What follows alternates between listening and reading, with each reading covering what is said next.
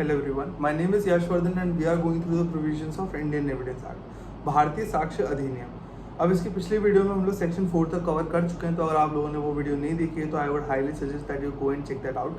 And इस video में पहले हम लोग सेक्शन 5 और सेक्शन 6 साथ में करने वाले थे, जैसा मैंने बताया था, पर सेक्शन 6 के लिए मैं एक अलग से वीडियो बनाऊंगा जिसमें सब कुछ एक्सप्लेन करना है, केस लॉज भी डालना है, क्योंकि हर पॉइंट ऑफ व्यू से वो बहुत इंपॉर्टेंट सेक्शन है और आप लोगों को आना चाहिए। ठीक है, इस वीडियो में हम लोग सिर्फ सेक्शन 5 की बात करेंगे और रेलेवेंसी और एडमिसिबिलिटी में मेन डिफरेंस क्या है उस पर गौर करेंगे और सुप्रीम कोर्ट का व्यू क्या है रेलेवेंसी और एडमिसिबिलिटी को लेके उस चीज़ के बारे में बात करेंगे। ओके, अब सेक्शन 5 कहता है कि एविडेंस में be given of fact and issue and relevant facts. ठीक है, अगर हम इसको पढ़ के देखें तो हमें ये पता चलता है कि that evidence of every fact and issue and such other fact which are hereinafter declared to be relevant, that is facts mentioned under section 6 to 55 of Indian Evidence Act may be given and except these facts evidence of no other fact can be given।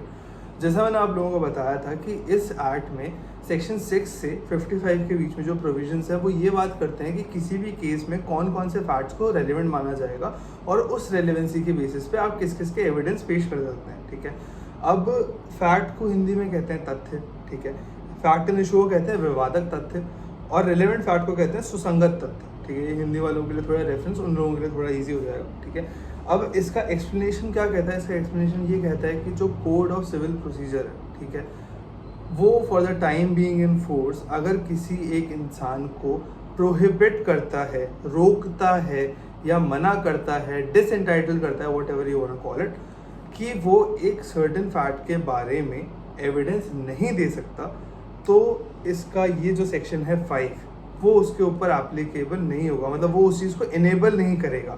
वो बंदा आके ये नहीं बोल सकता कि अच्छा नहीं, मैं सीपीसी में तो मुझे बाहर कर रखा है इस चीज़ का एविडेंस देने में, पर मैं तो सेक्शन 5 के अंदर जाके इसको रेलेवेंट फैक्ट बना के एविडेंस दे रहा हूँ। अगर वो क्लियरली प्रोहिबिटेड है, डिसएंटाइटल्ड है उस चीज़ का एविडेंस देने के लिए, तो वो इसके अंदर आके ये नहीं कह सकता था कि मैं इसकी एविडेंस पेश करना चाहता हूँ। ओके, इतनी सी बात बोलता है इसका एक्सप्लेनेशन।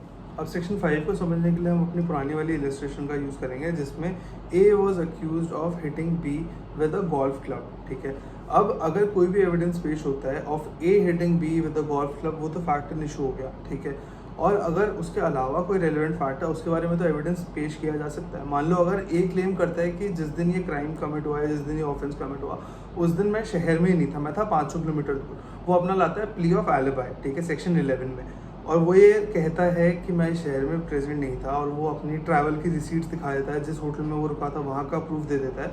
तो वो बेसिकली ये डिफेंस लाता है कि मैं तो इस दिन शहर में ही प्रेजेंट नहीं था। तो ये वैसे फैक्ट एंड इशू नहीं है इस केस में, पर ये अपने आप में एक रेलेवेंट फैक्ट है। ये सेक्शन 11 में आएगा, तब आप पढ़ेंगे प्ली ऑफ एलिबाई।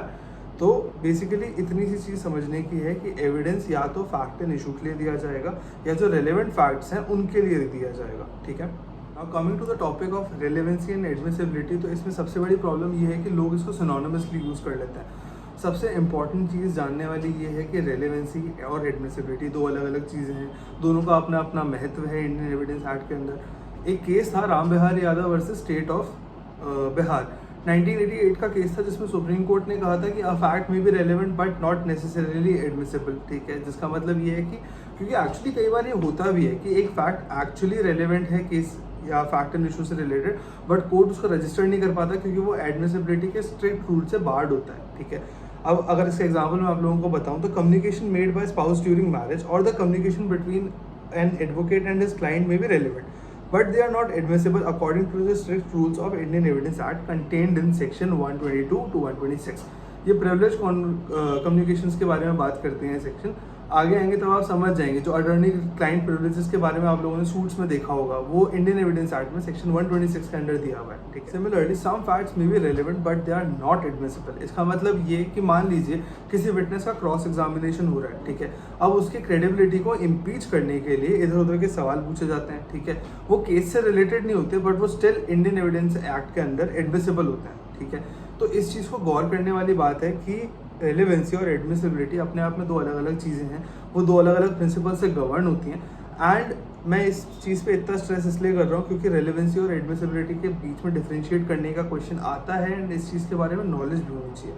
तो अपन बहुत जल्दी से इन दोनों के बीच में डिफरेंसेस देख लेते हैं, ठीक है। दोनों के बीच में डिफरेंशिएट करने के लिए you can make a table, ठीक है, जिसमें आप एक साइड पे लिखिए एडमिसिबिलिटी, दूसरी साइड पे लिखिए रेलेवेंसी, ठीक है। एडमिसिबिलिटी में आप पहला पॉइंट तो ये लिख सकते हैं कि admissibility is not based on logical reasoning but they are based on straight rule of evidences, ठीक है। एंड रेलेवेंसी में आपको लिखना है कि relevancy is based on logical reasoning and probabilities. क्यों? क्योंकि अगर आप सेक्शन 6 से 55 के बीच में प्रोविजंस खोल के देखेंगे तो आपको देख के पता चलेगा कि हाँ, लॉजिकली इस चीज़ की रीजनिंग की जा सकती है कि इस चीज़ को रेलेवेंट क्यों करार दिया गया होगा, क्योंकि वो केस से रिलेटेड है, ठीक है। एंड सेकेंड आप सिंपल सा लिख सकते हो कि एडमिसिबिलिटी जो है वो सेक्शन 56 ऑनवर्ड्स दी हुई है एंड जो रेलेवेंसी है वो सेक्शन 6 to 55 के बीच में दी हुई है। दैट्स वेरी सिंपल, ठीक है। Third, you can write the rules of admissibility declares whether certain types of relevant evidences are admissible or to be excluded, ठीक है। एंड द रूल, और दूसरी तरफ आपको लिखना है कि the rules of relevancy merely declares what is relevant, ठीक है। वो किसी भी चीज़ को एक्सक्लूड नहीं करता है। रूल्स ऑफ रेलेवेंसी किसी भी चीज़ को एक्सक्लूड नहीं करता है, वो बस ये बताता है कि किस चीज़ को रेलेवेंट करार किया जाएगा इस एक्ट के अंडर, ठीक है। अब इसके आगे फोर्थ पॉइंट में यू कैन राइट कि admissibility is the means and modes by which a relevant evidence becomes admissible, ठीक है। और उसके आगे रेलेवेंसी में आपको लिखना है कि rules of evidence describe which relevant fact में बी कंसिडर्ड फॉर एडमिसिबिलिटी, कि अगर वो फैक्ट रेलेवेंट ही नहीं होगा तो फिर आप उसको एडमिसिबल करवा के भी क्या करोगे, ठीक है। मतलब बेसिकली कहने की बात सिर्फ इतनी सी है कि रेलेवेंसी ये बताता है कि आपको कौन से फैक्ट कंसिडर करने हैं कोर्ट के सामने पेश करने के लिए, वरना आप बिना फालतू कोर्ट का टाइम वेस्ट करोगे, ठीक है। And fifth and the last one is कि generally the facts which are admissible are also relevant, ठीक है, ये ध्यान रखने वाली चीज़ है।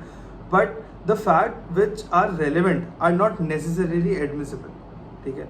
ये आपकी हो गई इसकी डिफरेंशिएशन की टेबल। तो with this we are done with section 5 of Indian evidence act, और हम लोगों ने रेलेवेंसी और एडमिसिबिलिटी के बीच में डिफरेंशिएशन भी देख लिया। नेक्स्ट वीडियो में हम लोग सेक्शन 6 के बारे में बात करेंगे, जो one of the most important provisions है इंडियन एविडेंस एक्ट का, ठीक है।